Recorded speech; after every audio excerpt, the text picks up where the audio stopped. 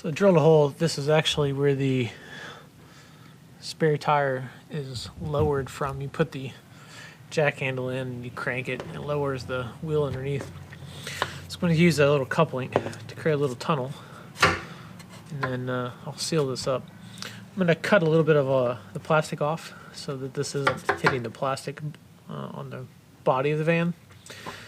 And I'll actually seal this wood with some spray varnish. And then I'll put this in and seal the edge up.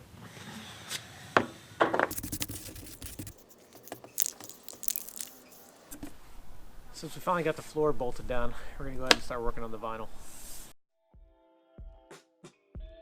Before we got started laying the floor, we went ahead and taped the seams of the subfloor, as well as putting the two-sided vinyl tape around the edges.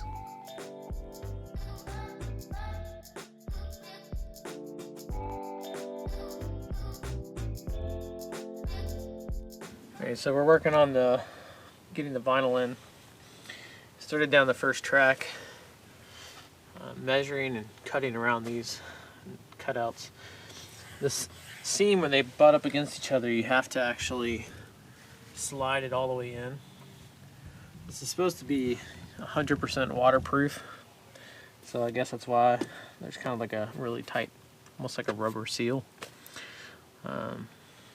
This is obviously the hardest part, getting around all the edges.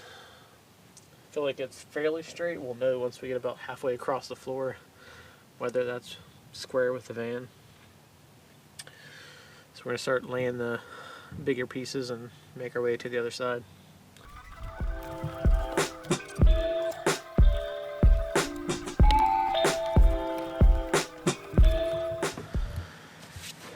Still making a little progress on the floor ends. We have this last little corner piece.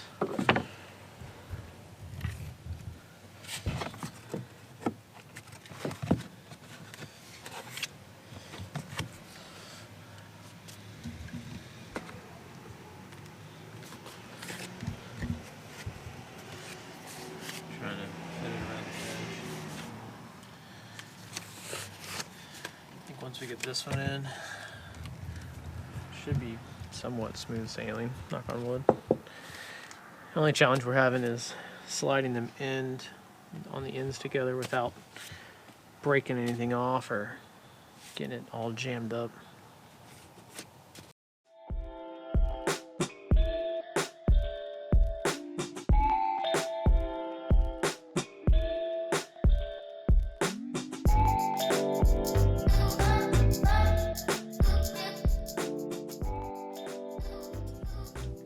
Once we got that first row installed, it was pretty easy to start working from that point on, because most of these planks are going to be full size.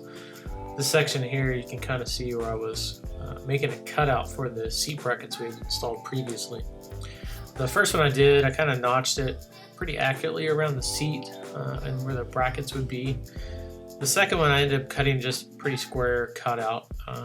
In hindsight, I probably should have just cut a straight cutout for both. It just would have made it kind of sit nicer and been less noticeable. But we hadn't really had any problems since we've installed it, so I'm not going to be too concerned about it.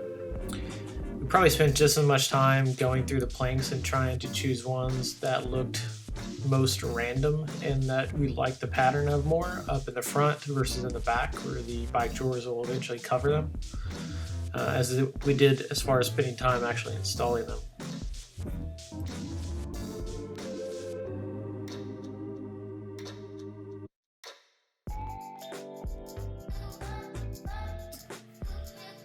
As you can see here, I kind of figured out what I was doing wrong with this floor. Rather than trying to slide the pieces into each other, it's actually you need to overlap them and make sure that the initial corner joint is really tight, and then as you lay the panel down, you use like a rubber mallet to basically hammer in the butt joints of the two planks in order to seal it up properly. If you try to slide them in, it does work, but it's quite a pain in the butt, and that's really, I don't think, how they're designed to be installed.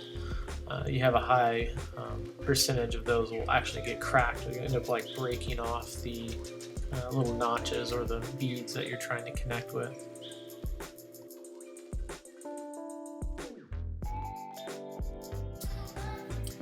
Once we really got it going and figured out the proper way to install the floor, we really started to pick up speed. When we got to the end of the van here, we'd get a piece in and then just mark where we were going to cut it off, and I would just use a jigsaw to cut the ends off. You kind of get into a rhythm, and this makes it a lot easier. Once you get those first initial row in around all the stuff you got to cut, the installation is actually pretty straightforward and quite easy. So again, just to continue it through, I went ahead and drilled a hole for the bolt to release the spare tire.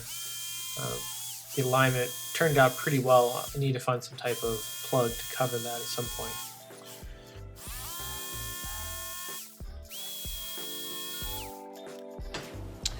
If you have boards like ours and you're putting them in, a couple things to note is you're always cutting boards to create the stagger so all the seams aren't together. And we've had a couple incidents where we kind of like measured where we want to cut a seam and we actually start to cut it there, when really what you should do is, instead of cutting it here, flip the measurement from the other end. That way you're cutting off the front of the board that's actually up against the front of the seats, or that's hanging off the back of the van, so that you're not cutting off the flange that you actually need to connect the boards. If you actually cut where you think it goes, you're going to cut the flange off and be stuck with just a flat cut line, and you're not going to be able to use the board. So we're losing light.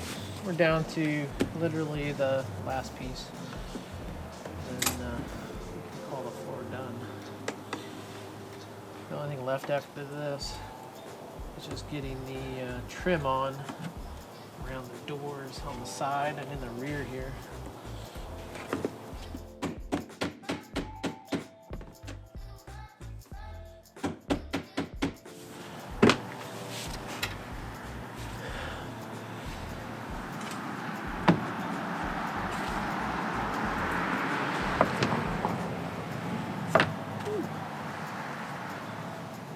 Tired.